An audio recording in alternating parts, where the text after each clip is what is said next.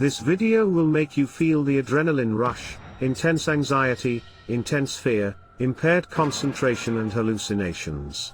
Free, Zelina walked in the middle of the train track. She and her sister used to lay in bed listening for the comforting whistle of the train that passed at 3 o'clock every morning. Their father was a conductor of a shipping train that ran overnight runs. They would listen for the whistle and wonder if it was Dad's train. Now her sister was buried at the cemetery up the hill from these tracks. What now? Would she ever be happy again? Would this sadness sit on her soul ever leave? What was she supposed to do? How would she manage without one of the most important people in her life? She lost half of herself. The black hole of loss was sucking the meaning of her life. She wiped the tears from her face as she looked up the hill toward the cemetery. What should I do, Jiraiya? Follow the light. She heard the sound of the old comforting whistle. It was louder here than it was from her parents' home 2 miles away. The vibration of the train rumbled through her core. The brakes screeched, metal sparks flying across the tracks as the light embraced her. Why did my AI call me at 4 o'clock in the morning? Alicia asked sharply as she walked into the drab gray computer lab. One of the test subjects got hit by a train an hour ago, Lyndon said, his eyes locked on the code running across his computer screen. She was standing on the tracks. The conductor couldn't stop in time. That's odd, Alicia said, rolling a chair next to his. Did her AI termination alert wake you up? No, that's the strange part, Lyndon said. My AI sent me a media alert when the news post came across the wires for the morning broadcast. I have an algorithm to monitor the names of the people in the test group for online mentions outside of normal parameters. Getting hit by a train is abnormal, Alicia said. You said the subject's AI didn't give you a termination notification? Lyndon shook his head. That's why I'm here. The subject's AI is still transmitting. He hit a key on his computer to project his screen over the desk. Look at that programming code. Does it make sense to you? Alicia stared at the nonsensical text scrolling across the projected frame. I'm a scientist, not a network engineer. All I see that makes any sense is follow the light on every other line. That's not my algorithm for the AI functions, Lyndon said. My team didn't program anything like that in it. What's more, is that the phrase repeats in multiple languages. Sigue la luz in Spanish, in sequitur lumen in Latin. The English is repeating, with a new translation added in between each appearance. The text in between those follow the light lines aren't part of the algorithm? None of this is my algorithm, Lyndon said. That's why I called you in the middle of the night. Everything we wrote into the AI system is gone. Is there anything on the biological side of the system that might have caused the computer code to rewrite? That's impossible. They're independent systems. She opened her own computer.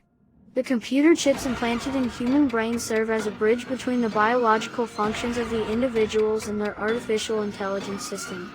The upgrades we're testing on this group are designed to help the AI read DNA to enhance healing functions and cellular repair. So far, the tests have been successful, until tonight, when Subject 17 took a walk on a train track in the middle of the night. Lyndon sighed as he stared at his screen. What does it mean? Alicia shook her head. I don't know. Telia stood on the balcony of her cabin, staring at the dark water. So much for the best day of my life. At least Dallin left her cruise ticket. It's the least the jerk could do after leaving her at the altar. They had lived together for 7 years before he finally popped the question. They had already built a life together. She moved 4 hours from her family and built her life in his home, his town, his place. She had her IUD removed. They were finally moving forward and she was ready for her family. He wasn't. He was angry that she made such a big decision without consulting him. It was her body and her decision. What right did he have to tell her what to do? She thought the proposal meant he was ready. What more did he need? They fought. They argued about love and trust. They talked about finances and careers. They agreed on long-term goals and timelines. She compromised and went on birth control shots.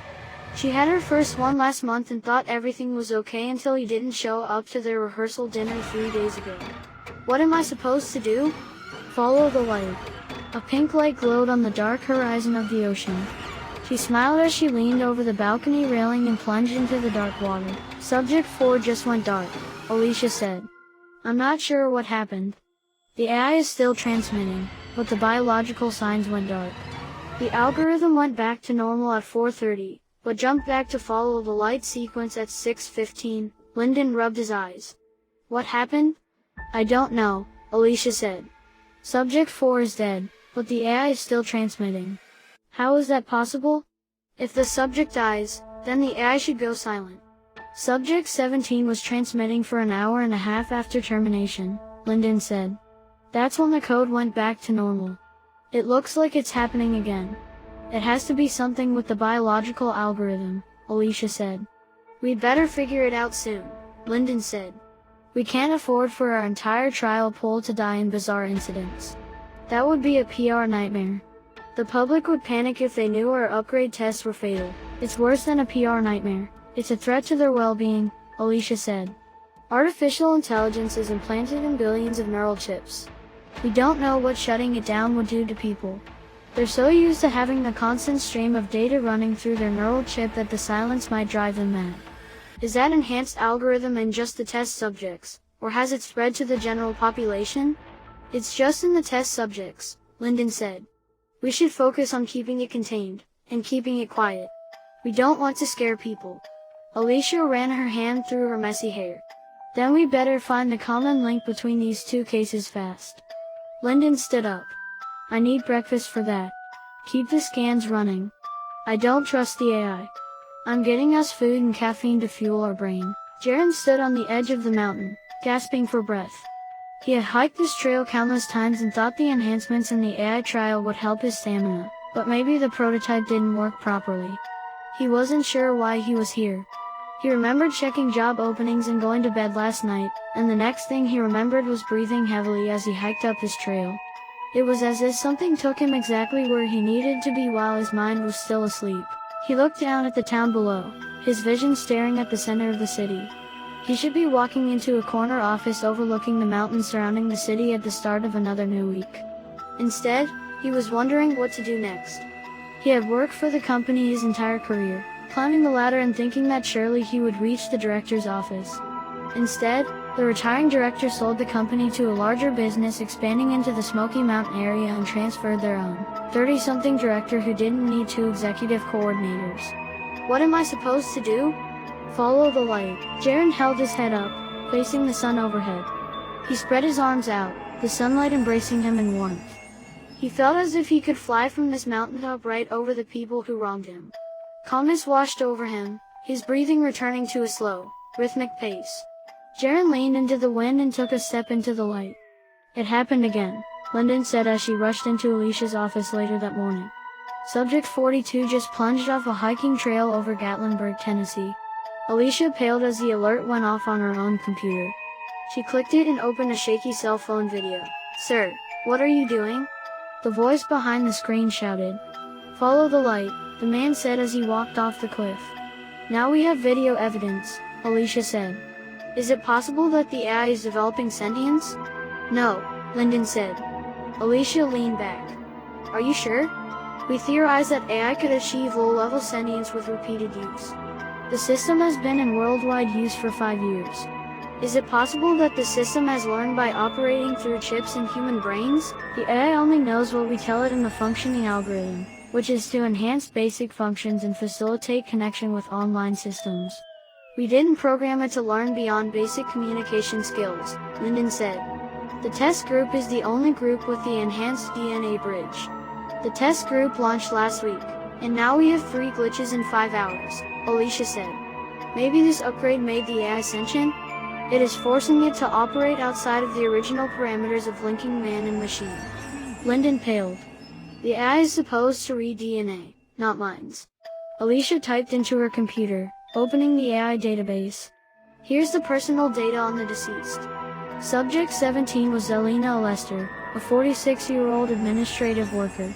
Her sister passed away 2 weeks ago from sepsis. Subject 4 was Telia Salmon, a 31-year-old medical assistant from Charlotte, North Carolina. She was supposed to get married the day before yesterday, but social media posts indicate that her fiancé didn't show up to the rehearsal dinner Friday night. She boarded a cruise ship to the Bahamas yesterday. Subject 42 is Jaren Leiser, a 53-year-old executive director for a public relations firm in Gatlinburg, Tennessee. He was laid off from his job 10 days ago. Alicia looked up. Are you sure about the AI not learning? All three of them experienced personal tragedies recently. Lyndon paled as he stared at the data displayed on the screen projecting from Alicia's computer. That can't be the common factor. There's no way for the AI to know that they're experiencing post-traumatic stress. Alicia leaned forward. Is there? Stress increases cortisol and adrenaline. The upgrade to the AI would sense that. It should try to correct it, Lyndon said.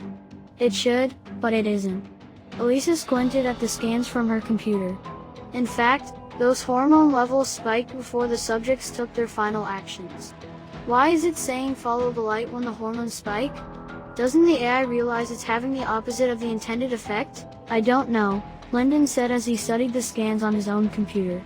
Everything online is transmitted electronically. The enhanced AI is learning how to read and adapt to physiology. Maybe it senses the chemical changes in the body as distress, which is what it's supposed to do, and is trying to correct by counterbalancing the hormones through increased energy. Unfortunately, their minds are so muddled that they don't understand it as a computer code. These subjects are too distressed to discern a command code from divine inspiration. The chemical adjustments are making them delusional. She looked up. We have to do something. We're all broken people. There's something in all of us that drives us to darkness. It would be catastrophic if that code spreads through the test group before we correct it. You need to recalibrate the AI, Lyndon said. Can you send a message to the remaining test subjects to tell them to come in? Alicia paled as she stared at the screen. It's too late. What do you mean?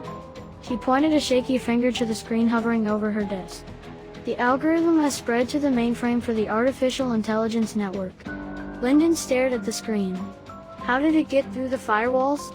We had the upgrade contained to the test group. He opened his laptop and typed.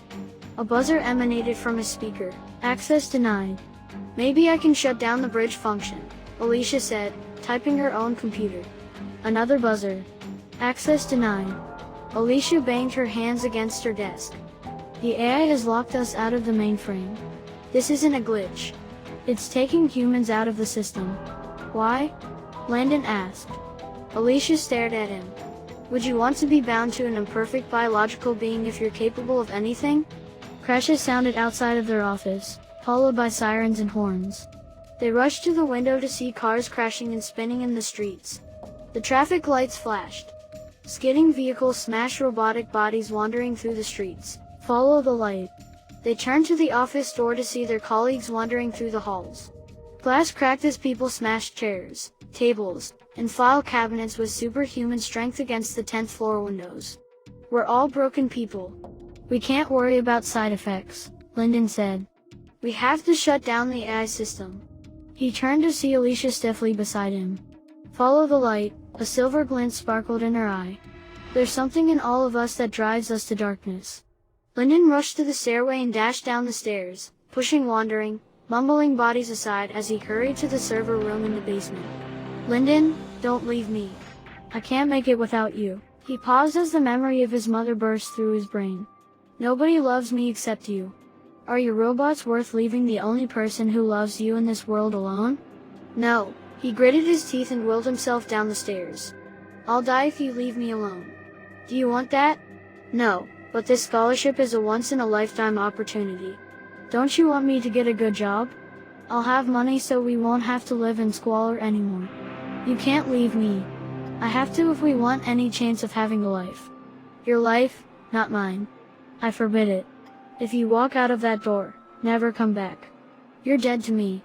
I thought you said you'd die without me. Which way is it, Mother? She threw her wine bottle at him, missing by a wide berth. It smashed, oozing red liquid down the walls. You're the one who's dead. You just don't realize it yet. Follow the light. No, Lyndon shouted as he ran into the server room. Cold air slammed against him as he entered the frigid room. He ran past the monitor banks where IT staff stared blankly at white text flowing across the screen. He stopped to study one screen to show the AI functioning algorithm. The fatal upgrade had spread through the worldwide system. He ran to the back room, past banks of servers blinking in green lights as the AI chattered the repeating code in every neural chip across the world. Lyndon bent to the floor and tugged at the power cords. Forget finding the right one, everything was shutting down. Sparks flew from outlets as he pulled cords from the wall. He screamed as he pulled the last one, plunging the room into darkness. Lyndon sank to the floor, gasping in the silence. Lyndon. Lyndon sat up at the sound of the soft voice. He activated the flashlight on his phone to shine it on the ghostly figure in the doorway. Alicia? Are you alright? She looked around the room, her white lab coat glowing in the blackness around her. What have you done? The modified algorithm spread to the worldwide system. I saved us. Alicia stared at him, her eyes glinting silver again.